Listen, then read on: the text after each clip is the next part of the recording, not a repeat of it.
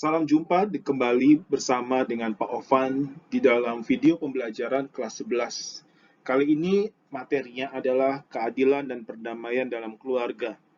Dengan secara khusus, lebih spesifik lagi, kita akan meneladani Tuhan Yesus sebagai Raja Damai. Keadilan dan perdamaian merupakan dua hal yang termasuk ke dalam nilai-nilai Kristiani. Dan di materi kali ini kita akan lebih fokus kepada dua topik ini, yaitu keadilan dan perdamaian. Seringkali kita menjumpai terjadinya sikap ketidakadilan, baik di tengah keluarga, di tengah sekolah, di tengah masyarakat, bahkan di tengah pergaulan sehari-hari.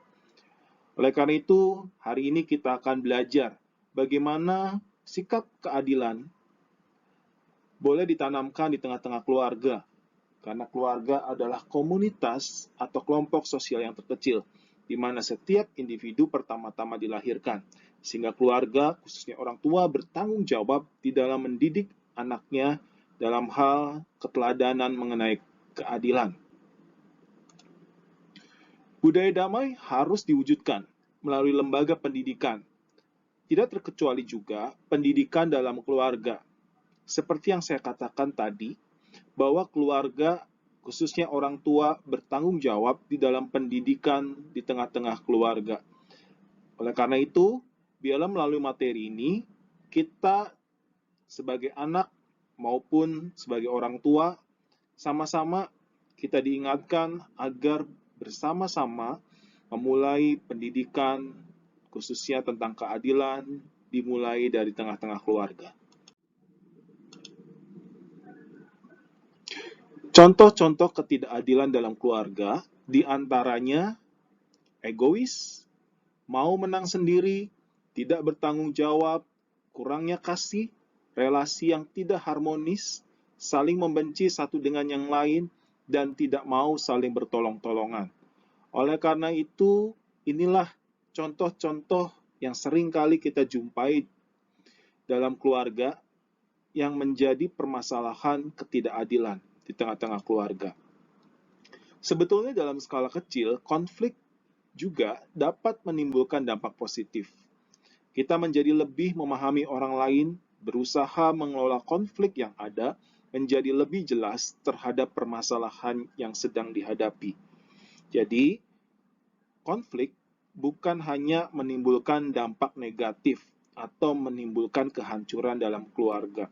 Ketika konflik dikelola dengan baik, ketika konflik diselesaikan juga dengan baik, maka konflik tersebut akan menghasilkan dampak yang positif. Setiap anggota keluarga saling mengenal satu dengan yang lainnya, dan setiap keluarga saling memahami satu dengan yang lainnya.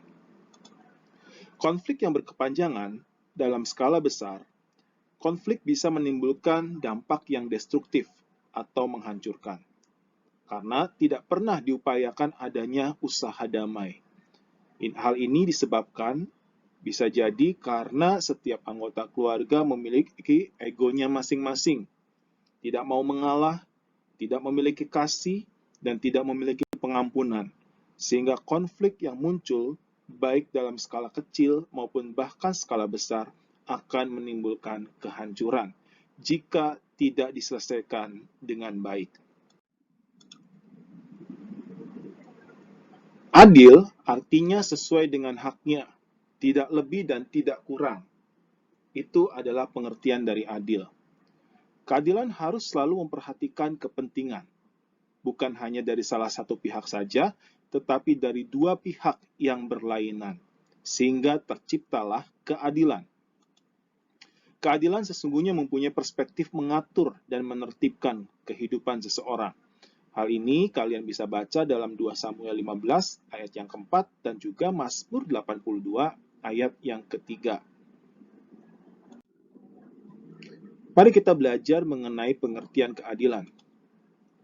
Keadilan diartikan sebagai dalam kondisi yang pertama sama berat, tidak berat sebelah, dan tidak memihak. Yang kedua, keadilan juga berarti berpihak kepada kebenaran. Dan yang ketiga, keadilan memiliki pengertian bersikap sepatutnya dan tidak sewenang-wenang. Itulah 3 pengertian dari keadilan. Bagaimana mewujudkan keadilan dalam keluarga? Dalam bahasa Yunani, keadilan diterjemahkan sebagai dikaiosune, yang berarti adil, tulus, benar, dan tidak salah. Di dalam bahasa Ibrani, keadilan diterjemahkan dengan kata mispat, yang berarti hukum atau keputusan. Lalu juga diterjemahkan dengan kata sedaka, yang berarti kebenaran. Dari beberapa pengertian terjemahan baik dari bahasa Yunani maupun bahasa Ibrani, keadilan adalah sikap yang selalu berkaitan dengan kebenaran. Karena ketika kebenaran ditegakkan, maka keadilan akan tercipta. Keadilan dimulai dari keluarga. Hal ini disebabkan setiap individu, setiap orang lahir pertama kali di tengah-tengah keluarga. Oleh karena itu, keadilan selalu berimplikasi pada beberapa prinsip, yaitu akan terciptanya kesejahteraan, kecukupan, kesetaraan, personalitas, dan persaudaraan. Inilah dampak dari terciptanya keadilan. Untuk melaksanakan prinsip-prinsip tersebut di atas, maka keadilan juga memerlukan kasih. Karena tanpa kasih, tidak mungkin seorang akan menciptakan keadilan. Ketika seorang memiliki kasih dalam dirinya, maka orang tersebut dengan otomatis akan menciptakan keadilan. Tetapi sebaliknya, ketika seseorang memiliki rasa pilih kasih atau berat sebelah, ya, atau ketika seseorang tidak memiliki kasih, maka orang tersebut tidak akan menciptakan keadilan. Jadi, kasih dan keadilan keduanya berjalan bersamaan.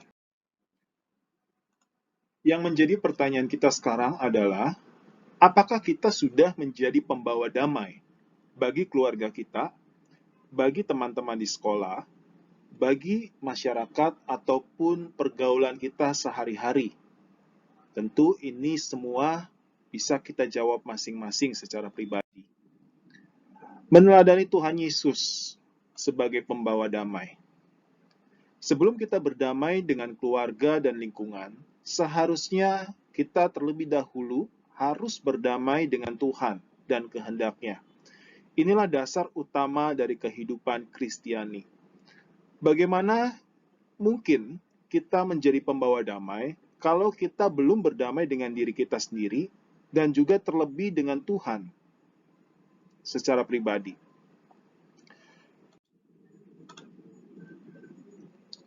Contoh perdamaian yang dilakukan oleh Tuhan Yesus Kristus adalah ketika terjadi peristiwa percakapan Tuhan Yesus dengan seorang perempuan Samaria di sumur Yakub.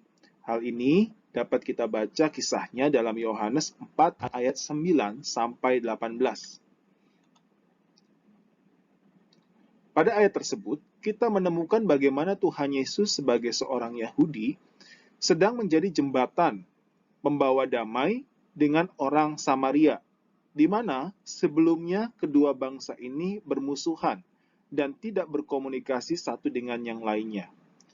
Dan di peristiwa ini, Tuhan Yesus ingin menjadi pembawa damai, ingin mendamaikan antara bangsa Yahudi dengan Samaria.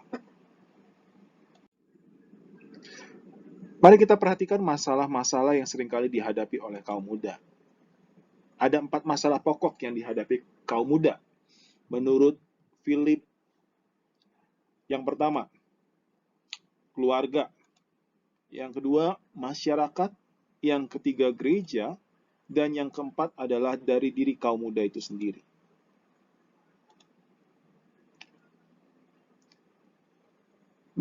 Mengidentifikasi masalah merupakan langkah yang bijak untuk dapat mengatasi dan menanggulanginya.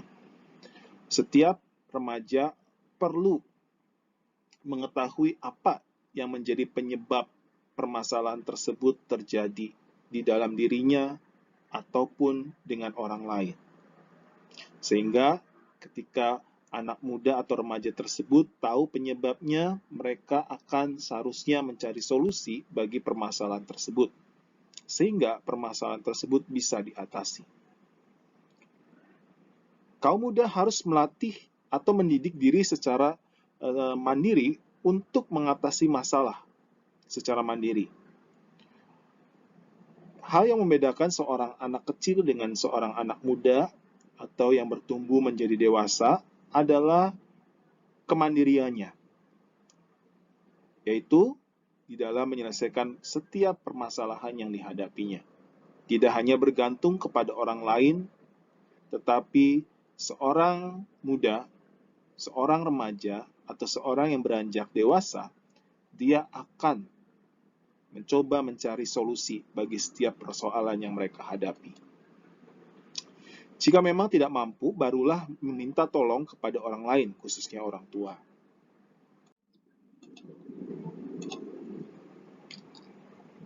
Konflik-konflik yang seringkali terjadi dalam keluarga, di antaranya yang pertama, ada kesenjangan atau jarak antara kaum muda dan orang tua. Hal ini disebabkan bukan hanya faktor usia, tetapi komunikasi yang kurang antara orang tua dengan anak. Yang kedua, penyebabnya adalah kurangnya perhatian dan pengertian dari orang tua. Hal ini dikarenakan bisa jadi orang tua yang superioritas, sedangkan anaknya sendiri kurang mengerti apa yang orang tua inginkan. Yang ketiga adalah menurunnya wibawa orang tua karena pengaruh teknologi dan komunikasi. Banyak sekali remaja atau anak muda saat ini yang lebih percaya dan mereka sibuk dengan teknologi daripada dengan orang-orang yang ada di sekitarnya, khususnya orang tua. Sehingga kewibawaan orang tua terganggu karena faktor teknologi yang semakin berkembang. Yang keempat, posisi anak dalam keluarga. Bisa jadi anak tersebut adalah anak bungsu atau sulung, sehingga terjadi ketidakseimbangan. Hal ini, orang tua perlu melatih anak-anaknya agar dibiasakan diperlakukan adil, dimulai dari keluarga. Permasalahan di dalam diri kaum muda diantaranya masalah psikis dan fisik mereka yang masih labil dan terbuka terhadap pengaruh yang dari luar. Masa-masa remaja adalah masa di mana seseorang mencari jati dirinya. Di satu sisi, mereka berusaha untuk menjadi orang yang ideal, tetapi di sisi yang lain, mereka sedang mencari jati dirinya. Oleh karena itu, terjadilah goncangan, bahkan ketika mereka mengambil keputusan. Ketika pengaruh dari luar lebih kuat, maka goncangan tersebut akan juga semakin lebih besar. Oleh karena itu, diperlukan peran dari keluarga, khususnya orang tua, di dalam membimbing anak-anaknya agar mereka tidak terpengaruh hal-hal yang buruk atau hal-hal yang negatif dari luar diri mereka. Berikutnya, penyebab terhambatnya perkembangan seorang remaja, di antaranya yang pertama, kurang menyadari potensi yang dimilikinya. Yang kedua, pendidikan yang tidak tuntas, misalnya karena remaja tersebut tinggal di daerah pedesaan.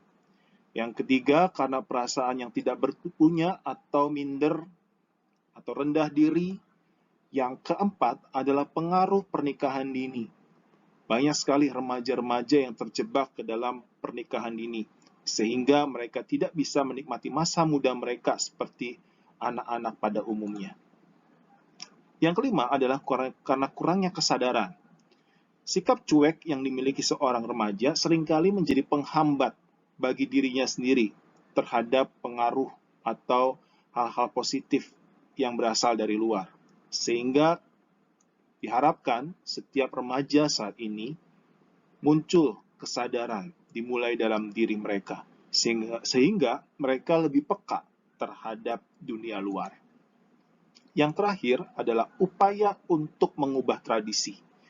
Banyak sekali remaja mereka ingin memberikan dampak, padahal mereka sendiri belum tahu apa yang dimaksud dengan memberikan dampak tersebut. Mereka ingin mengubah tradisi, mereka ingin mengubah nilai-nilai tertentu, tetapi di satu sisi atau di sisi yang lain, jati diri mereka belum sepenuhnya utuh. Oleh karena itu diperlukan peran keluarga. Kekuatan gereja, bahkan bangsa, ditentukan oleh keluarga. Pendidikan pertama dan utama, baik pendidikan jasmani maupun rohani, dimulai dari keluarga. Keluarga memiliki peran penting di dalam pembentukan seorang pribadi, khususnya anak. Pribadi dan keluarga yang kuat adalah keluarga yang bersedia berdamai dengan Allah, sumber perdamaian, dan berdamai dengan sesama, terutama dengan para anggota keluarga. Di dalam Yesaya 57 ayat 21, dia mengungkapkan bahwa tidak akan ada damai apabila umat Tuhan tetap melakukan ketidakadilan atau kefasikan. Tiada damai bagi orang-orang fasik itu. Hal ini dimaksudkan bahwa sebelum kita menjadi pembawa-pembawa damai, kita harus terlebih dahulu menata diri kita. Apakah hidup kita berkenan di hadapan Tuhan? Apakah kita sebagai anak-anak Tuhan yang berani hidup di dalam kebenaran firman Tuhan, sehingga kita mampu menjadi pembawa-pembawa damai dan keadilan. Keadilan merupakan langkah awal untuk memasuki suasana damai sejahtera, dan keadilan dimulai dari diri kita sendiri. Nabi Yesaya menyerukan dan mengusahakan agar masalah ketidakadilan lebih dahulu digarap, dan situasi sehingga damai sejahtera pada akhirnya menjadi realita dalam komunitas. Di dalam Matius 5 ayat 9 dikatakan, berbahagialah orang yang membawa damai. Orang tersebut lebih dahulu menerima damai dan selanjutnya menyampaikan kepada semua orang sebagai kesaksiannya. Mereka inilah akan disebut-sebut sebagai anak Allah.